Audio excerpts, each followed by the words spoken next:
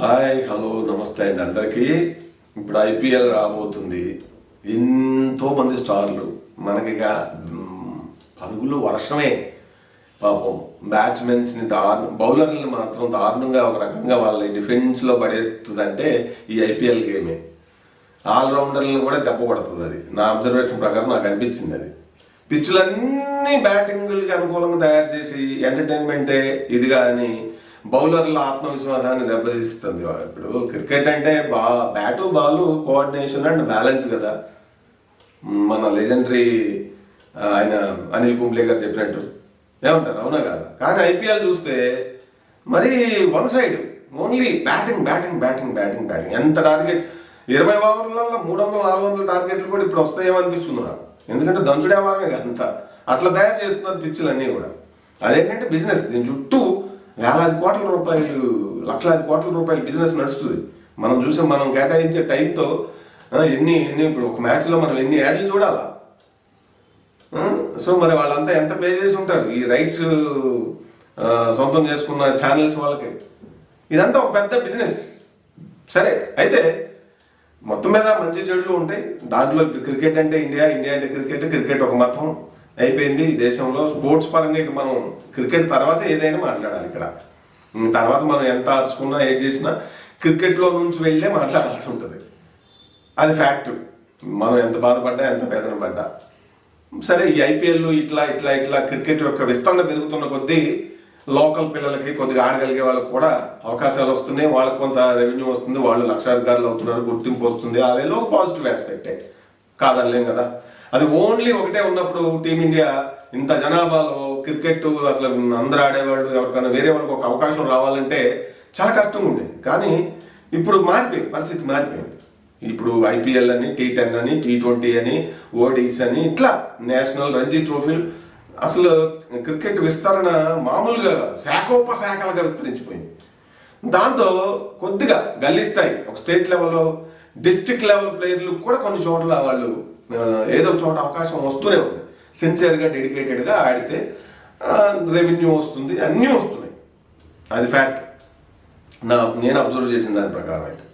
So ఇప్పుడు point ఏంటంటే డైరెక్ట్గా ఈసారి ఇప్పుడు ఏదైనా సరే ఐపీఎల్ అంటే అదొక ఎంటర్టైన్మెంట్ ఇదిగానే డిజైన్ చేసినట్టుగా అనిపిస్తుంది. ముఖ్యంగా పరుగుల వర్షం.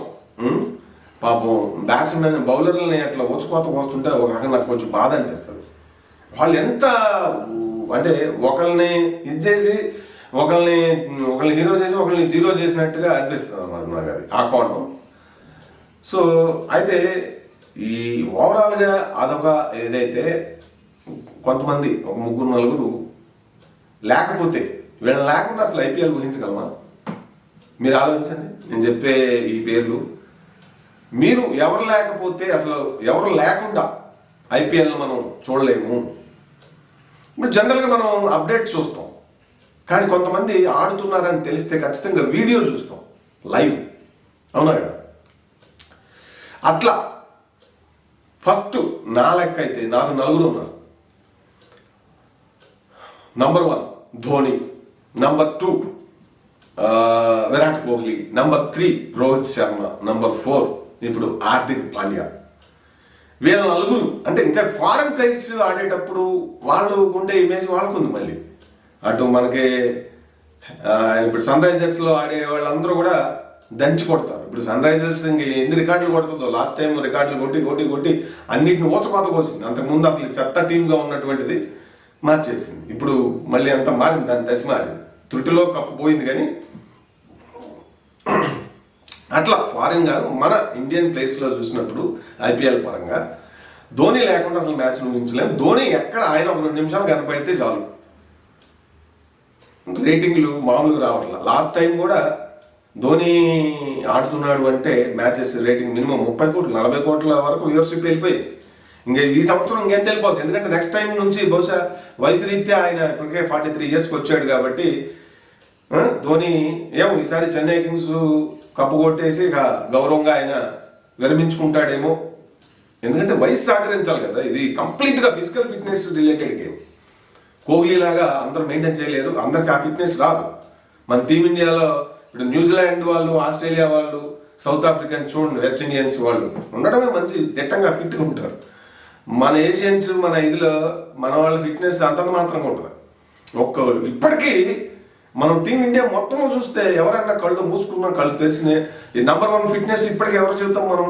ధోనియే. నాకు ధోని తప్ప అంత ఫిట్గా ఇంకెవరు కనపడతా.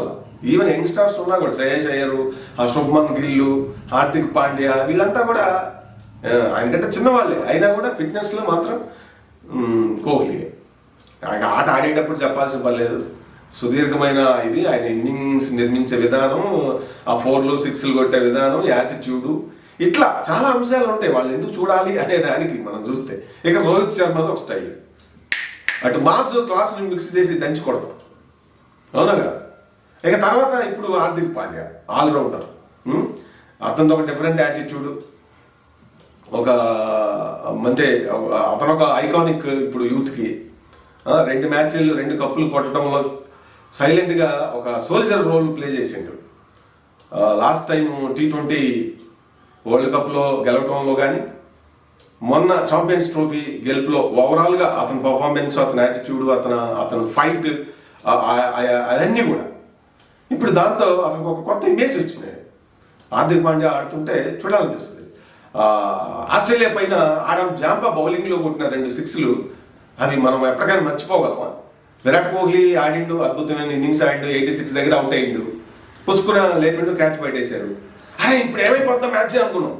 మళ్ళీ ఎందుకో భయం మనకు తెలియదు, ఎందుకంటే అటు అపోనెంట్ ఆస్ట్రేలియా కదా, మామూలు కాదు వాళ్ళు యాటిట్యూడ్ చాలా పవర్ఫుల్. అది మామూలు టీంతో కూడా వాళ్ళు చివరిదాకా పోరాడే తత్వం కదా, ఫైటింగ్ స్పిరిట్ స్పోర్ట్స్లో ఆస్ట్రేలియా మిగిలిన వాళ్ళకంటే కూడా అట్లా. సో కానీ ఆ టైంలో అటు బంతితో పోరాడిండు, ఇటు బ్యాట్తో పోరాడిండు, ఒక సింహం లెక్క హార్దిక్ పాండ్యా. సో కాబట్టి నెక్స్ట్ క్రికెట్కి ఇంకా హార్దిక్ పాండ్యా ఉన్నాడా లేడా అనేది చూసుకునే రోజులు అన్నో రోజుల్లో దగ్గరలో అంటే ఇంక వచ్చేసింది ఆల్రెడీ. సో ఈ నలుగురు ఈ 4 ఫేసెస్ చాలా వాల్యుబుల్. వీళ్ళే ఈ ఐపీఎల్కి మోస్ట్ అట్రాక్షన్ అనిపిస్తుంది నాకైతే. నా లెక్క ప్రకారం అయితే నాకు వీళ్ళే. మరి మీకు ఎవరు అనిపిస్తున్నారు ఏంటనేది కామెంట్ రూపంలో రాయండి. ఎందుకంటే ఏది జరిగినా కొన్ని అట్రాక్టివ్ ఫేసెస్ ఉంటాయి స్పోర్ట్స్లో, కబడ్డీ కావచ్చు, ఇది కావచ్చు, ఏది క్రికెట్, అలాగే ఫుట్బాల్, వీళ్ళు కొన్ని ఒక 5-6 ఫేస్లు ఉంటాయి అనమాట. అది ఒక దేశానికి చెందిన వాళ్ళు కావచ్చు, డిఫరెంట్ అయ్యి ఉండొచ్చు. మామూలుగా ఫుట్బాల్ అన్నప్పుడు క్రికెట్ మన వరకు ఐపీఎల్ మన వాళ్ళు ఎక్కువ మంది ఉంటారు, ఫారినర్స్ తక్కువ మంది ఉంటారు. కాబట్టి మనకి ఫారినర్స్ ఆడుతుంటే ఎంజాయ్ చేస్తాం మన టీం వాళ్ళతో కలిసి, కానీ వాళ్ళ కోసమే మనం పెట్టుకొని చూడం. ఇప్పుడు ధోని ఆడుతున్నాడంటే ఎక్కడోళ్ళు అక్కడ అసలు ఫోన్లు ఆన్ చేసి ఫోన్లు ఏది ఉంటుంది టక్ చూసేస్తారు. అలాగే విరాట్ కోహ్లీ ఉన్నాడంటే చూసేస్తారు, రోహిత్ శర్మ ఆడుతున్నాడంటే చూసేస్తారు. నెక్స్ట్ పాండ్యా ఆడుతున్నాడు, అతను వచ్చే మిడిల్ ఆర్డర్ ఇదిలో గేమ్ని పాండ్యా ఏం చేస్తాడో, టర్న్ చేస్తాడా లేదా అని ఒక ఇదిలో కోసమైనా చూస్తాం. ఆ ఫైటింగ్ స్పిరిట్ బాగుంటుంది తను పోరాడేటప్పుడు. సో అట్లాగే ఐపీఎల్ ఓవరాల్గా డిజైన్ చేసిన ఎంటర్టైన్మెంట్ పర్పస్ అయినా కూడా ఈ నలుగురు లేకుండా ఐపీఎల్ని ఊహించలేదు నేనైతే. మరి మీరు ఎవరు లేకుండా ఊహించలేరు అనేది కామెంట్స్ రాయండి. ఇది ఈ వీడియో నచ్చితే ఒక లైక్ కొట్టండి. మరొక టాపిక్తో మళ్ళీ కలుద్దాం. జై హింద్.